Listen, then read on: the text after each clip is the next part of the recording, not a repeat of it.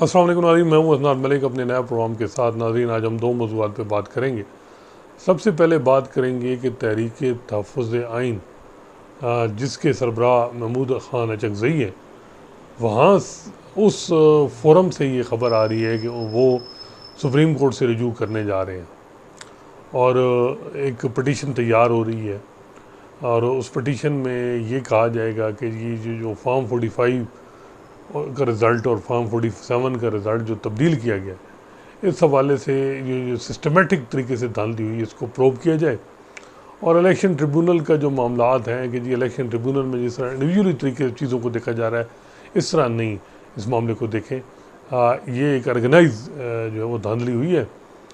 और इतलात ये हैं कि एक फार्मर लाहौर हाई कोर्ट जज जो है वो रिसेंटली अभी जो है वो उन्होंने लाहौर हाई कोर्ट छोड़ा है, वो इस हवाले से कोई पटिशन तैयार कर रहे हैं। और पटिशन जो है वो मे बी इसमें कोई क्या पता लाहौर से और भी जो रिटायर्ड जजेस हैं वो भी उसमें कोई इनपुट डालें। ये भी तो बड़ी इंपॉर्टेंट पटिशन होगी, मे बी नेक्स्ट वीक दायर हो जाए या उससे अगले ज़्यादा चांस है कि नेक्स्ट वीक ही दायर हो जाए। लेकिन मसला ये है कि नेक्स्ट ये जो पटिशन है, क्या ये पटिशन कोई लगेगी भी नहीं, तो ये चीफ जस्टिस काजी फैसल पे बड़ा डिपेंड है। क्योंकि चीफ जस्टिस काजी फैसल जो हैं वो जब कमेटी के सामने क्या वो रखेंगे या नहीं। अगर कमेटी में रखा तो कमेटी में तो फिर जैसे मंसूर अली शाह और जैसे मुनीब अख्तर की अगर मेजॉरिटी ओपिनियन आती है तो वो फिर प्रिवेल करेगी। लेकिन मुनीब अख्तर साहब जो हैं वो जो बज़ाहिर लग रहा है कि वो अपना प्रिंसिपल जो स्टांस है जी कि chief justice the master of roster, उसी में वो फंस गए हैं और वो कोई ऐसी ज़्यादा इनपुट अपनी नहीं दे रहे हैं, उन चीज़ों में कोई ख़िलाफ़ नहीं कर रहे। बल्कि बताया जा रहा है कि जब एक्टिंग अब चीफ जस्टिस वो थे, आज ज़ाहिर बात है काजी फैसल साहब आ चुके होंगे, तो वो उन्होंने वो कमेटी की मीटिंग नहीं की जो अगले हफ्ते के लिए रोस्टर बनाने की, बल्कि वो मीटिंग पहले ही हो चुकी थी कि अगले हफ्ते भी कौन से रोस्टर होंगे, यानी बेंचेस होंगे सुप्रीम कोर्ट में। तो मुनीब अख्तर साहब का देखते हैं कि अब वो अपना को रोल प्ले करते हैं मंसूर अली शाह साहब। क्योंकि अभी आपने देखा होगा कि कई ऐसी पटिशनें जो हैं वो पड़ी हैं पेंडिंग। हामिद खान साहब ने धांधली के हवाले से पटिशन दायर की, वो उस पर कुछ नहीं हुआ। क्या उन्होंने कोई अर्ली हियरिंग की दरख्वास्त, वो भी नहीं है। तो इसके अलावा और भी कई ऐसी पटिशन हैं जो पीटीआई की तरफ से आई तो वो टेकअप नहीं हुई। सबसे इम्पॉर्टेंट जो है वो यही धांधली के हवाले से इस वक्त जो मामला है। तो इसमें अब देखना है कि जब ये पटिशन आएगी तहरीक तहफ़्फ़ुज़ आइन की तरफ से, एक पूरी अपोजिशन के प्लेटफॉर्म की तरफ से, मे बी इसमें जो है वो मौलाना फजल रहमान भी हों, और अगर वो भी ज्वाइन करते हैं, महमूद अचकज़ई करते हैं, और फिर उस पटिशन को अगर नहीं टेकअप होता और फिर ये जो है वो डिमांड लेके एक मूवमेंट चलती है तो वो कितनी का इफेक्टिव होगी। तो ये एक चीज़ है कि चीफ जस्टिस का काजी फैसल साहब का रोल जो है वो बहुत इंपॉर्टेंट है। बल्कि मैं कहता हूँ कि इस वक्त हुकूमत की इंश्योरेंस अगर कोई उनकी बचत हो सकती है तो उनको जो उम्मीद है वो चीफ जस्टिस काजी फैसल है। क्योंकि इस वक्त जो जुडिशरी है, मेजॉरिटी जजेस जो हैं वो इस हुकूमत के साथ खुश नहीं है। इस्टेब्लिशमेंट से भी उनकी कन्फ्रंटेशन चल रही है, और उसकी वजह यह है कि कोई समझ नहीं पा रहा कि मई से लेके जो वाक़यात इस्लामाबाद हाई कोर्ट के जजेस के साथ हुई है, और उन जजेस उनके साथ जो वाक़यात किए गए, किसी के बेनोई को उठाया, जो भी वो कहते हैं जी शार्ट सर्किट लगा या और भी मामलात, तो क्या उनकी कोई दिलजोई, कोई बात किसी ने की या क्या, वो डिनाई करते रहे पहले, बल्कि ये समझे कि ये जज भाई अब डर गए हैं इनको। लेकिन जजेस ज़्यादा मजबूत होकर खड़े हो गए। अब जो है वो जजेस जब खड़े हुए और उन्होंने धड़ाधड़ पीटीआई को रिलीफ देने शुरू हो गए, तो अब परेशानी बन गई है कि ये क्या करें। फिर ये हुआ कि फैसल वाडा साहब एक्टिव हो गए हैं। फैसल वाडा साहब जो हैं जब हुई है तो काउंटर जो नैरेटिव इन जजेस के हक़ में है वो इतना स्ट्रॉन्ग है कि फवाड़ा साहब नहीं कर सके। फिर काजी फैसल साहब ने कंटेम्प्ट पटिशन टेकअप कर ली, नोटिस ले लिया। अब उस पर तो बड़े सवाल हैं कि कंटेम्प्ट नोटिस वो क्या ले सकते थे नहीं। जो काजी साहब ने रिमार्क्स नहीं दिए और साथ ही ये कह दिया कि पार्लियामेंट में चले जाते, यहाँ तकरीर क्यों की, तो वाडा साहब ने समझा कि काजी साहब मुझे मशवरा दे रहे हैं। उन्होंने जो असम्बली में आ गए, असम्बली में तकरीरें शुरू कर दी। तो इस वक्त जो देखें काजी साहब की जो पोजीशन है वो बहुत इम्पोर्टेंट, इस वक्त जो हालात हैं उसमें हुकूमत जनवरी से लेके अब तक जो मई गुजरा है उन्होंने ज़्यादातर इस हुकूमत का ही साथ दिया है। पीटीआई को कोई किसी किस्म की कोई उनकी तरफ से कोई नहीं हुआ, ना उन्होंने कोई कोशिश की। और रिज़र्व सीट का जो इंटरम आर्डर आया उस पर भी बहुत सी चीज़ें अंदर आई हैं सुप्रीम कोर्ट में कि क्या हुआ, किस तरह हुआ। लेकिन बात यह है कि जो इंटरम आर्डर जिसमें जो माल गनीमत में रिज़र्व सीट जो मिलनी थी पीटीआई को, जो दूसरों को मिली, वो सस्पेंड की गई, वो मेंबरशिप उन लोगों की। ये बड़ा इकदाम था और ये बज़ाहिर ये लग रहा है कि ये एक्सपेक्ट नहीं किया जा रहा था और उस पर कुछ हलकों की तरफ से नाराज़गी भी आई है बहुत ज़्यादा। तो खैर ये तो मामला है कि अब ये पटिशन जो फार्मर लाहौर हाई कोर्ट जज जो है, जो बताया जा रहा है कि ड्राफ्ट कर रहे हैं, तो ये कितनी करामत होगी, कितना इसमें होगा, क्योंकि ये पटिशन टेकअप जब होगी काजी साहब जो है वो उसको लगाएंगे, फिर बेंच कौन सा बनेगा, ये बहुत इम्पोर्टेंट। तो इसमें अब देखना है कि क्या ये जो मैंडेट वाला मामला है, इसमें इस्लामाबाद हाई कोर्ट में पोजीशन तो बड़ी वाज़ेह हो गई है कि वहाँ जो जजेस हैं मेजॉरिटी, वो कोई और बात इस वक्त जो है वो उनका और इस्टेब्लिशमेंट का आमना सामना है। जैसे आमिर फ़ारूक जो हैं वो उनकी तो अब नहीं, उन पर सवालात उठ रहे हैं। जिस तरह के लेटर उनके जो 6 जजेस ने लिखे थे और वो खामोश रहे। कुछ वकील तो कहते हैं कि उनके खिलाफ भी क्या सुप्रीम जुडिशल काउंसिल को नोटिस लेना चाहिए उन खिलाफ। दूसरा मेरा ख्याल है कि उनके पास ये एक उन्होंने बड़ी अपॉर्चुनिटी अपनी गंवा दी कि ज़ाहिर बात है जजेस एक सहाफ़ियों के हवाले का उन पर क्रिटिसिज्म रहता है मुख्तलिफ केसेस में। ये वो कोर्ट रिपोर्टिंग था कि जी जो टीवी पे बैन हुई तो उस पर उनके पास मामला आया, तो उनको बजाय इसके कि कोई वो इंग्लैंड और यूके की यानी अमेरिका की मिसालें देने शुरू गए। वहाँ अमेरिका और इंग्लैंड में इस तरह की जजेस की भी जो नहीं चलता। बात यह है कि इंडिया की मिसाल देखनी चाहिए कि इंडिया में क्या जुडिशरी की कवरेज जो है वो किस तरह हो रही है। और दूसरी बात यह है कि रिपोर्टिंग को कहाँ मना किया है, किस कानून के तहत मना किया गया। तो जैसे आमिर फ़ारूक ने जो कहा कि जी जो नोटिफिकेशन पैमरा ने जारी किया कि जी वो नोटिफिकेशन को मिनवान जो है उस पर अमल दरामद किया जाए, लेकिन कोर्सिव एक्शन टीवी चैनल पे ना किया जाए, ये अजीब ही उन्होंने किया। अगर वो उस पर स्टे दे देते तो मेरा ख्याल है कि उनकी वाह वाह हो जाती और ये बात हो जाती। अब देखें, अब सहाफ़ी डिप्रेस हैं, टीवी चैनल ख़ासकर जिन्होंने टीवी पे टिकर देने हैं, जो टीवी की रिपोर्टिंग करते हैं, और वो मुख्तलिफ अपने टैक्टिक्स चलाएँगे, चाहे वो एहतजाजी कैंप सुप्रीम कोर्ट में लगाएँ, हर हाई कोर्ट के सामने लगाएँ।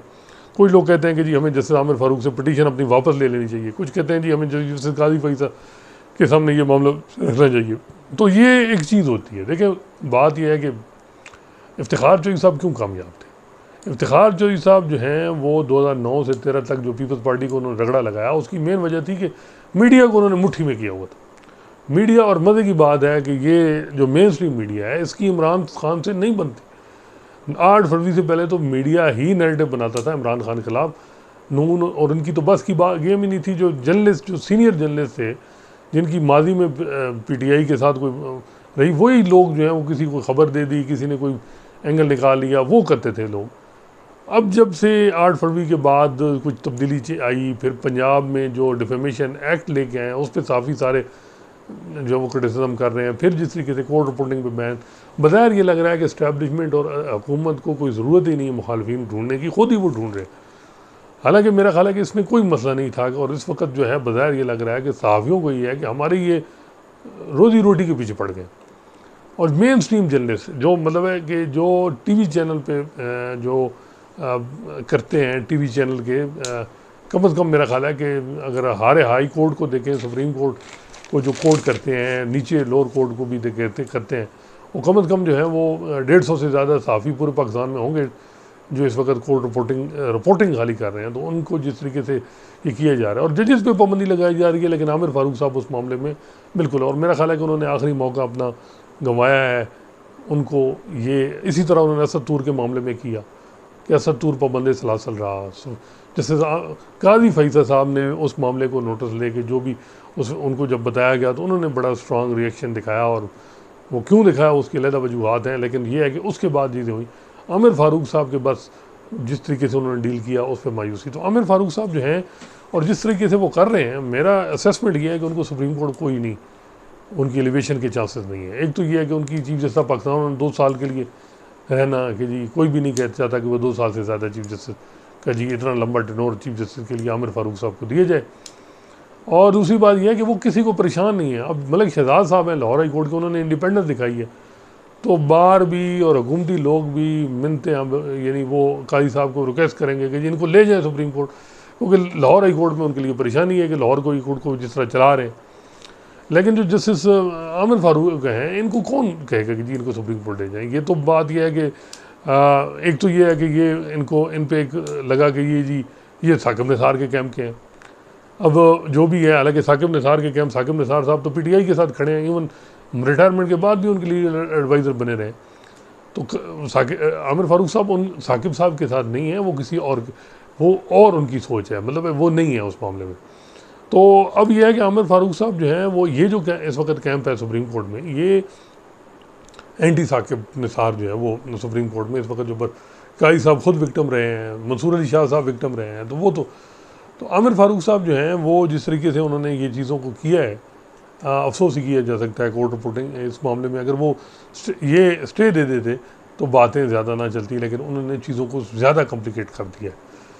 तो खैर वो उनका अपना मामला है, वो इसी तरह करेंगे। उनको लोग कहते हैं जी कि वो आखिर में फ़ाइनल फ़ैसला क्या देते हैं। फ़ाइनल फ़ैसला जो रिलीफ चाहिए वो क्या होता है। बात यह है कि जो टाइम पे आप अगर रिलीफ ना दें, अगर असतूर के मामले में टाइमली रिलीफ मिल जाता, आमिर फारूक साहब ले लेते, तो बाद में उनका केस ही ख़त्म कर दिया, पहले नहीं किया, 15-20 दिन रगड़ा लगने दिया। इसी तरह यहाँ भी यही पूरी सूरत हाल है कि ये टाइमली अगर आप रिलीफ नहीं देंगे तो फिर किस तरह चीज़ें होंगी, ये उनको अपना देखना है। खैर, और वो किसी की नहीं है, वो अपने ही जज जो है वो जब इस तरह के मामलात करता है, मीडिया के मामलात में उलझता है, तो वो अपने ही नुकसान करता है, या जो भी मामलात, क्योंकि माजी में तो हमने यही देखा है और यही मैंने इफ्तिखार चौधरी साहब की मिसाल दी है। बाकी जो रेगुलेट की करने की बात है, वकीलों के मामले में कोई रेगुलेट नहीं करेगा। आज ज़रा करें ना, हुकूमत या कोई भी ज़रा जुर्रत दिखाए और कहे कि जी हड़तालों के मामले में हम कोई लेजिस्लेशन पास कर रहे हैं, तो फिर देखिएगा वकील इनके साथ करते क्या है। इसके अलावा और इस मुल्क में क्या सारे इदारे रेगुलेट हो रहे हैं आइन और कानून के मुताबिक, जिनका काम है ही नहीं, वही डिफेक्टो सारा कुछ चला रहे हैं, वो आइन के साथ चला रहे हैं, और सिर्फ मीडिया ही इस मुल्क में कसूरवार है। तो ये एक चीज़ है जो मेरा ख्याल है कि ज़रूरी है इस मामले को देखना, कि सिर्फ मीडिया को ही, कि हाँ मीडिया में होंगी खराबियाँ, मैं ये नहीं कहता कि खराबियाँ नहीं, लेकिन मीडिया को जिस तरीके से किया जा रहा है, जिसका टारगेट, वो ठीक नहीं है और उसका नुकसान अल्टीमेट होगा। और बज़ाहिर ये लग रहा है कि जितना मीडिया को ये करेंगे, मीडिया, अदलिया के वो जज और पीटीआई करीब आएंगे, और जो आ रहे हैं, तो फिर ये परेशानियाँ बनेगी। किसी को ज़रूरत ही नहीं है, जिस तरह बताया जा रहा है कि ये काम हुकूमत जिस तरह कर रही है और अभी और मज़ीद करेगी, तो ये सारे इकट्ठे हो जाएंगे। तो खैर, ये अब जो पटिशन है, ये मैंने बताया कि ये नेक्स्ट वीक के चांस है कि ये हो जाएगी। देखें, नेक्स्ट वीक बहुत इंपॉर्टेंट है, बल्कि 2 हफ्ते अगले बहुत इंपॉर्टेंट है। और चीफ जस्टिस काजी फैज़ साहब आ गए हैं, हुकूमत की बड़ी उन पर जो है वो नज़रें थीं, वो उनके इंतज़ार कर रहे थे, वो आएँ। और रिकन्सिलेशन के मुल्क में हालात, जो जजेज़ और इस वक्त इस्टेब्लिशमेंट या एग्जीक्यूटिव और जुडिशरी की जो क्रैश है, उसमें काजी साहब अपना रोल प्ले करें। मेरा ख्याल है कि जैसे मैंने बताया कि काजी फैज़ साहब के लिए मुश्किल है रोल। उन्होंने 6 जजेज़ के मामले को जिस तरीके से डील किया, और वो गलत था। और दूसरा ये जो बज़ाहिर ये लग रहा है कि इस्टेब्लिशमेंट और जो हुकूमत है और काजी साहब, वो समझ नहीं पा रहे कि ये जजेज़ जो हैं, ये वो जजेज़ जो साकिब निसार साहब, बंदयाल साहब, या वो जजेज़ थे जिस तरीके से एक नैरेटिव बनता था, और उस वक्त का मीडिया, कुछ लोग काजी साहब के साथ ये होते थे, वो चीज़ें अब नहीं बन पाएंगी। अब मसला ये है कि इन जजेज़ के हवाले से इनकी सोच ज़रा डिफरेंट है। ये इनको जॉब सिक्योरिटी का इशू नहीं है कि जी ठीक है जी जॉब जाती है जाती रहे, और इनको पता है कि जो 8 फरवरी को रिज़ल्ट है। देखेंगे, इन जजेज़ ने भी पहले तो ये खामोश रहे, इन जजेज़ ने भी बोलना शुरू किया। अगर आप देखें तो ये 8 फरवरी के इलेक्शन के बाद से चीज़ें हुई ना। उन्होंने पहले लेटर लिखा आमिर फारूक साहब को 12 फरवरी को, फिर उन्होंने 25 मार्च को ख़त लिख दिया, और फिर उसके बाद जो है अब चीज़ें आ रही हैं कि वो इंस्टीट्यूशनल रिस्पॉन्स दे रहे हैं, दिन ब दिन जो है वो वहाँ से चीज़ें तेज़ी में आ रही हैं। तो मेरा ख्याल है कि चीफ जस्टिस काजी फैज़ के लिए बड़ा मुश्किल है कि वो इन मामलात को देखें। वो तो ख़ुद जब अगर उन्होंने रिटायरमेंट ले ली, वो जिस तरह उन्होंने कन्वे किया गया हुकूमत की तरफ से कि वो कोई इंटरेस्टेड नहीं है, तो फिर तो बड़े हैं मामलात। लेकिन क्या अब भी रिज़र्व सीट की जजमेंट, जो रिज़र्व सीट वाला जो लार्जर बेंच बनना है, वो नहीं बना। उस बेंच से पता चलेगा कि काजी साहब क्या चाहते हैं। इसके अलावा जो एक और बड़ी इंपॉर्टेंट चीज़ है जो अभी मुझे याद आई है, वो है इलेक्शन मैटर में कि एक तरफ जो है वो रिज़र्व सीट का मामला कि जी रिज़र्व सीट जो है वो सस्पेंड हो गई, उस पर कॉन्स्टिट्यूशन अमेंडमेंट। एक और काम चला था, वो ये था कि कुछ पीटीआई के एमएनए जीते हैं, उधर रिकाउंटिंग की इलेक्शन कमीशन ने उनकी दरख्वास्तें एक्सेप्ट की और रिकाउंटिंग में हार गए पीटीआई के लोग। उस पर खैर जो है वो नोटिफिकेशन सस्पेंड कर दिए लाहौर हाई कोर्ट के chief justice, Lahore high court के जस्टिस शाहिद करीम ने। तो पीटीआई को ultimate relief Lahore high court से मिला और वो लोग उनके मैंने गलबन एक दो वो बहाल हो गए। वो मैटर अब सुप्रीम कोर्ट में शहजाद शौकत साहब जो सुप्रीम कोर्ट का बार के सदर हैं वो लेके आए हैं, और शहजाद शौकत साहब आए हैं तो बताया जा रहा है कि वहाँ एक हफ्ता डेढ़ पहले नोटिस भी हो गए हैं रिस्पोंडेंट को। अब एक बात हो रही है कि आर्टिकल 225 के में है कि सारे इलेक्शन डिस्प्यूट ट्रिब्यूनल में जाएँ। तो क्या इस तरीके से बेंच नंबर 1 ने ये मामला उठाया था क्या, या और मामला इलेक्शन डिस्प्यूट इस वक्त सुप्रीम कोर्ट और हाई कोर्ट को करने चाहिए? ये एक बड़ा इंपॉर्टेंट मामला है कि ये, और ये चीज़ जो है ये बड़ी है कि इसमें ये क्यों सुप्रीम कोर्ट में ये चीज़ हो रही है। मेरा ख्याल है कि जब 225 में ट्रिब्यूनल बन गए, अव्वल तो ट्रिब्यूनल पे भी बड़ा फटा चल रहा है, और जिस तरह ये पिटीशन आ गई तो और मामला होगा कि जी ट्रिब्यूनल तो नहीं, यहाँ तो सिस्टमेटिक किस्म की धांधली, 60-70 बंदे मैंने जिस तरह वो ये कहेंगे जी कि फॉर्म 45 में वो जीते हुए थे 44, इस मामले को पूरे को प्रूव करें और हमारा मैंडेट वापस दिए। People mandate should be reflected in the parliament, जिस तरह वो जैसे मंसूर अली शाह ने कहा वही। तो अब ये है कि जो रिजर्व सीट वाले में जो लार्जर बेंच है वो बड़ा इंपॉर्टेंट है कि वो कौन सा होता। काई साहब अभी तक लार्जर बेंच नहीं बनाया। लार्जर बेंच से पता चलेगा कि वो क्या, अभी भी अगर जो है वो रिज़र्व लार्जर बेंच इस तरह का बनता है और फिर रिज़र्व सीट जो है वो रहती हैं नहीं इन लोगों के। फारूक नाइक साहब भी पीपल्स पार्टी की तरफ से आ गए हैं और वो भी समझते हैं कि माले गनीमत में जो रिज़र्व सीट जो पीटीआई वालों को नहीं मिली वो हमें मिलनी चाहिए। अल्टीमेट देखा जाए तो ये सुप्रीम कोर्ट की 13 जनवरी का फैसला है जिसकी वजह से सारा कुछ हुआ। सुप्रीम कोर्ट की बहुत बड़ी गलती है जिसकी वजह से एक पार्टी सिंबल से महरूम हो गई, और उसके बाद ना उनके जो एमएनएज हैं उन पर 63 अप्लाई हो सकता है, ना उनको जिसकी कहते। तो ये तो सुप्रीम कोर्ट को देखना है कि इस मामले को कैसे करें। और रिजर्व सीट में मुझे जो लग रहा है कि जैसे मंसूर अली शाह जो है वो उनकी ओपिनियन ही जाएगी, लेकिन वो देखें कि लार्जर बेंच में 2 रुकनी बेंच 2 जज और मजीद बिठाते हैं, 4 बिठाते हैं, ये 3 बिठाते हैं, ये बड़ा इंपॉर्टेंट है। काई साहब किस तरह इस मामले को देखेंगे, ये असल चीज़ है।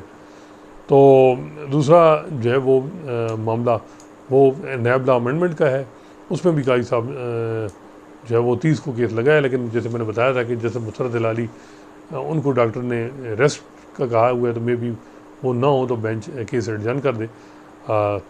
लेकिन इस्लामाबाद हाई कोर्ट में बहुत कुछ है, बहुत सारी चीज़ें केसेस फिक्स हैं, और इस्लामाबाद हाई कोर्ट बज़ाहिर ये लग रहा है कि जब उन पे ये बार बार कहा जाता था कि इतनी ज़रूरत होती तो अगर प्रेशर नहीं ले सकते तो घर चले जाएं, और वहाँ से सुप्रीम कोर्ट से कुछ जजेस ने कहा जी कंटेम्प्ट नोटिस क्यों नहीं किया। अब जब वो ले रहे हैं नोटिस, अब काजी साहब क्या करेंगे, ये असल चीज़ है, किधर खड़े होंगे, किस तरफ, क्योंकि सारी चीज़ अब काजी साहब में है कि वो किस तरफ, वो हिस्ट्री में अपने जो वो 4-5 महीने हैं वो किस तरह चीज़ों को बना जाते हैं, वो अपनी सोच उसी तरह जनवरी से लेके जो अभी चल रही है वो करेंगे या वो अपने चेंज करेंगे। बज़ाहिर ये लगता है कि जब भी चीफ जस्टिस कोई रिटायर होने वाला होता है वो कोशिश करता है चीज़ों को बैलेंस, ताकि मेरे हवाले से हिस्ट्री में कोई अच्छा नाम रहे। देखें काजी साहब की 2-3 चीज़ें बड़ी उनके लिए ख़तरनाक हैं। एक 13 जनवरी का फैसला, दूसरा फौजी अदालतों में सिविलियन ट्रायल पे फैसला फाइनल नहीं हो पा रहा, डिले हो रहा है, बेंच नहीं बन रहे, ख़वातीन को बेल नहीं मिल रही, जो जिनको पाबंद सलासल रखा गया है, डील हो जाए तो बेल मिल जाती हैं। तो ये वो चीज़ें हैं, जिस तरह और भी कई मामला हैं। तो ये मेरा ख्याल है कि काजी साहब जो है वो अगर उन्होंने रिटायर होना जाना है 25 अक्टूबर को, तो वो इस तरह में ये है कि माजी में अनफॉर्चुनेटली कुछ जजेस पीटीआई के सहूलतकार रहे, अब कुछ मुखालफत, दोनों चीज़ें गलत है। मैं समझता हूँ कि एक बैलेंस अप्रोच रखनी चाहिए जो कानून और आइन के मुताबिक, जिस तरह नैब लॉ अमेंडमेंट में पीटीआई का केस कमज़ोर है और इन जजेस को बल्कि चाहिए कि नैब में अमेंडमेंट को इंडोर्स करें, इसी तरह और जो मामला जहाँ इनकी रिलीफ बनते हैं वहाँ उनको बनने चाहिए, जिसको और बजाय इसके कि जो है वो ये हो कि पर्सनल लाइकिंग और जो अपनी सोच है, जो अपनी किसी ओपिनियन, वो कानून और आइन पे गालिब आ जाए। ये और बात ये याद रखें कि जजेस के पास हर किस्म के आर्गूमेंट होते हैं, बाकी देखना है कि उसका जज का दिल और दिमाग तो ठीक, दिल कहाँ खड़ा है वो असल चीज़ होती है, उसमें बड़ा मैटर करता है कि वो अगर वहाँ कुछ मसला है तो फिर हर किस्म की प्रोसीजर पे भी उड़ाया जा सकता है चीज़ों को। बाकी कॉन्स्टिट्यूशनल जो ओब्लिगेशन है वो भी पीछे हट जाती है, उनको भी इग्नोर कर दिया जाता है। जिस तरह 90 दिन में इंतखाबात का मामला नहीं हुई है, काई साहब खामोश रहे। प्रोसीजर ग्राउंड पे जो है उन्होंने जो है वो इंट्रा पार्टी इलेक्शन पीटीआई के इलीगल डिक्लेयर किया, उनको सिंबल से डिप्राइव किया। तो खैर अब देखते हैं कि काई साहब क्या किस तरह चीज़ों को लेके जाते हैं। इंशाल्लाह नए मौजू के साथ आपकी खिदमत में हाज़िर होंगे। अल्लाह हाफ़िज़।